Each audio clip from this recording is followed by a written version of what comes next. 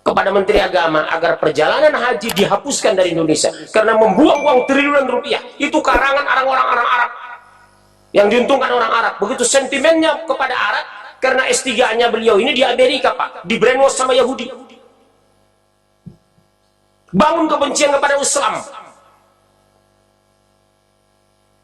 malu berjubah, malu bergamis, malu pakai baju koko, malu ngaji, malu pegang Quran. Ini target kafir. Berhasil mereka di Indonesia ini.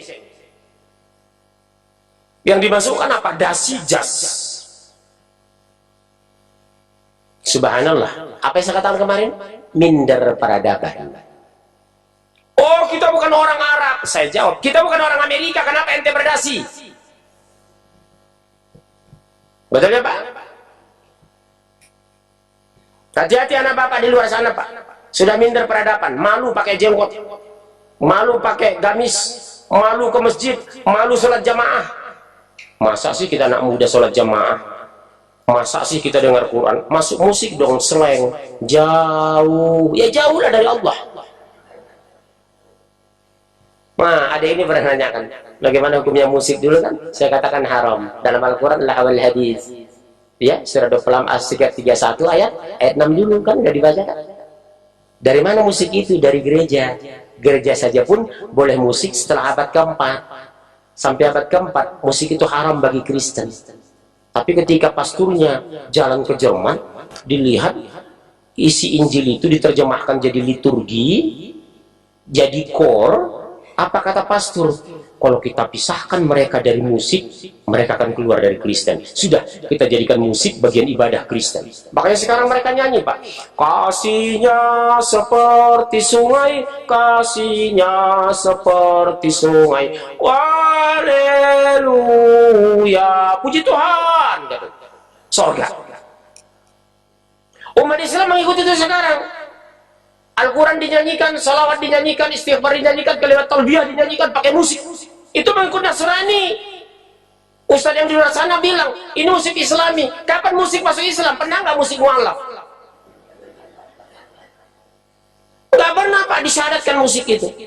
Yang dimuliakan dalam Islam merebana, tidak ada pakai seruling, tidak ada organ tunggal, tidak pakai gitar. Itu permainan syaitan. Coba Bapak dengar musik itu. Maaf, Gus Dur saja pun tidak bisa melihat. Ketika dengar musik, tangan mulai bergerak. Iya, Pak. Saya bukan menghina, Pak, menirukan. Coba dengar musik Gus Dur. Iya. Benar, coba lihat. Begitu luar biasa musik. Yahudi itu mengintai. Umat Islam tidurkan dengan musik. Musik tidak dihafal pun anak-anak hafal. Sementara Al-Quran dihafal pun hilang. Anak saya Pak itu, oh cepat sekali hafal musik itu. Padahal nggak pernah dihafal. Tapi baca Quran, meringis baru mau. Kenapa? Begitu disuruh baca Quran, setannya langsung masuk. Coba lihat Bapak kan, asal ngaji cari senderan. Kenapa setan menyuruh nyender gitu? Iya Pak, pengaruh setan ibu itu. Akhirnya kesetanan. Terus tentang setan, telah ditetapkan bahwa siapa yang berkawan dengan dia, maka dia akan menyesatkannya. Barang siapa yang berteman dengan setan, pasti dijamin Allah loh. Pasti menyesatkan. Masalahnya Bapak tahu nggak? Antum tahu nggak? Kenapa semudah itu kena bisikan setan? Karena mempengaruhi manusia tidak vulgar, tidak kasar, tidak keras, lembut, halus. Itulah yang dilakukan orang jil itu. Udahlah, kita nggak perlulah mengaku masuk surga. Orang lain juga punya hak kok. Udahlah, nggak usah sholat kok. Yang penting kebaikan. Nggak usah kurban, yang penting sedekah. Nggak usah berangkat naik haji, yang penting membangun orang muslim yang tidak mampu. Nggak perlu sholat lah, yang penting eling. Iya Bu, setan itu menggoda Adam halus sekali. Dia tidak kasar, tidak vulgar. Makanya di Indonesia ustaz-ustaz lembut itu disenangi.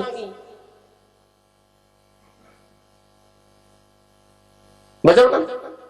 Ustaz lembut itu coba di televisi, paling disenangi Ustaz lembut. Tapi begitu ada Ustaz tegas bicara hadis, Dr. Rashid dicoret dari TV One. Ada Ustaz tegas, Dr. Anwar Sanusi dicoret dari TV One. Ada ustadz tegas bicara tafsir, Ihsan Tanjung dibuang dari Antv. Mereka curhat sama saya. Saya sudah diusir Pak Munjiri, kata Ustadz Dr. Rasid. Tegas dia bicara hadis ini. Maunya mereka ustadz itu cengengesan, serba boleh, pakai musik. Lihat TV One itu. Makanya saya diminta di sana, saya nggak mau. David Khalid menghubungi saya. Pak Munjir, bagus, saya ngisi kajian. Tahu David Khalid ya, Bu? Aktor itu. Habis pengajian datanginya saya, Pak Munjir, mau nggak saya minta televisi gini? Aduh, kalau saya orang bilang, alhamdulillah, rezeki banyak kan gitu. Aduh. Kenapa? 10 menit masuk musik, 10 menit masuk musik, yang nyanyi wanita. Suara itu kan aurat. 10 menit ceramah masuk iklan. Iklannya sabun, busana dibuka satu-satu. Ya kan iklan sabun itu. Orang sudah tahu sabun untuk mandi, nggak perlu buka busana di televisi itu. Membuat bapak-bapak, gitu. Subhanallah. Terus, antum, habis, terus. Surah 69 ayat 42. Dan bukan pula perkataan tukang tenung. Makanya tidak boleh percaya paranormal. Ibu selalu ngotot, ngeyel, kareh kapangu. Apa jawaban ibu? Dia Pak pakai Quran. Saya bilang, Quran bisa diseret kemana-mana. Bisa dipakai orang soleh, bisa dibaca orang salah.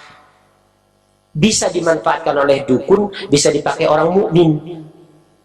Makanya membaca Al-Quran disuruh ta'awudz, a'udzubillah, berlindung kepada Allah. Karena apa? Kalau tidak berlindung bisa diselewengkan setan maknanya, artinya, tafsirnya. Jadi a'udzubillah, berlindung kepada Allah. Firman Allah saja pun yang pasti benar, kita masih berlindung kepada setan ketika ingin membacanya. Apalagi tulisan manusia. Ta'awudz ya, bukan bismillah. A'udzubillah. Firman yang sudah mutlak kebenarannya, dijamin kepastiannya, kemuliaannya, maaf, masih berlindung kepada Allah dari gangguan setan. Karena setan bermain di tafsir. Orang jili itu hebat-hebat, Pak Profesor kok. Kami pernah dialog dengan 8 profesor di UIN Jakarta. 8 profesor, Pak. Tapi alumni Amerika, Toronto, Kanada, Australian National University, dosennya orang Yahudi. Yahudi itu baca Quran, tafsir diselewengkan. Kalau tafsir kita Ibnu Katsir, Al-Qurtubi, At-Tabari, rujukannya langsung kepada Rasul, ashabah, para sahabat, Abu Hurairah. Kalau dia mereka enggak, menurut otaknya. Makanya salah satu buku karangan mereka, Pak, hati-hati Pak, Sirah Nabi Muhammad, karangan mereka mengatakan Rasulullah menikah, mas kawinnya kitab Injil dari Khadijah. Bukunya dijual di toko buku mereka itu, Gramedia itu. Itu yang terbaca ibu-ibu nanti. Saya baca sudah itu, Pak. Mas kawinnya Rasulullah dengan Siti Aisyah Khadijah adalah Injil, Bible. Mana dalilnya itu, Pak? Yang ngarang siapa? Orang Nasrani ini, Pak, orientalis. Jadi menafsirkan Al-Quran berdasarkan orientasi dan fiksinya, khayalannya, bukan berdasarkan tafsir Rasul. Tafsir itu ada 2 yang paling solid, Pak. Apa itu? Tafsir ayah bin ayah, Al-Quran ditafsir Al-Quran, tafsir ayah bil hadis, Al-Quran ditafsir hadis. Di luar itu berpotensi menyimpang. Tidak semua ulama segampang itu menafsir Al-Quran. Makanya rujukan tafsir saya yang sering saya jelaskan di depan Bapak ini ada 3, Pak. Ibnu Katsir, Al-Qurtubi, At-Tabari. 3 meja di rumah saya tafsir itu. Harganya mahal memang, Pak. Seluruhnya sekitar 20-an, 20 juta. Satu meja nggak muat itu, Pak, tafsir itu. At-Tabari itu. Kenapa saya membaca itu? Karena aman saya. Tafsirnya langsung kepada Rasul. Tafsirnya kepada sahabat. Ibnu Abbas, Ibnu Jarir. Kalau sekarang kan terbalik. Semua menafsir Quran. Ya, terus. Sedikit sekali kamu mengambil pelajaran darinya. Betul, Bu, jujur. Dari sekian banyak masjid di Bekasi, ada nggak 40% bicara Al-Quran ayat per ayat? Ada. Biasanya kan tabligh akbar, jiping kan, kajian kuping. Ini bisa ibu baca, ibu ulang di rumah, ibu pelajari, ibu analisa. Makanya dalam Al-Quran, teknik psikologi ilmiah sekarang membuktikan, Iqra bismi rabbikal ladzi khalaq, itu sangat ilmiah. Membaca itu bisa menganalisa, bisa mengulang, bisa meriset. Sementara mendengar, Bapak 2 jam tinggal 50%. 6 jam 25%, 24 jam Bapak sudah hilang ceramah saya. Makanya sebenarnya lebih aktif kita membaca dan menganalisa daripada mendengar. Mendengar ini hanya penjelasan. Cuma memahami Al-Quran harus punya guru. Kalau tidak, tafsir menyimpang. Seperti oknum-oknum tasawuf. Ditafsirkan alif lam mim, alif Allah, lam malaikat, mim Muhammad. Rusak, Pak. Padahal itu apa? Mutasyabih.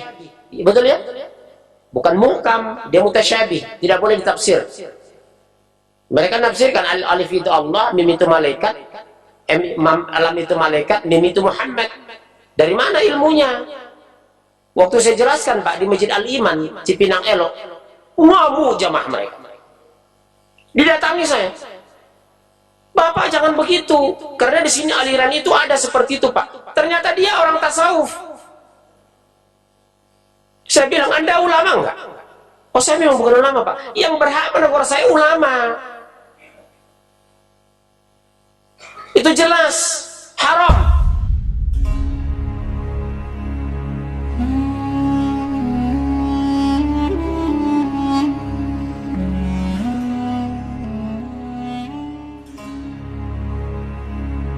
Hmm.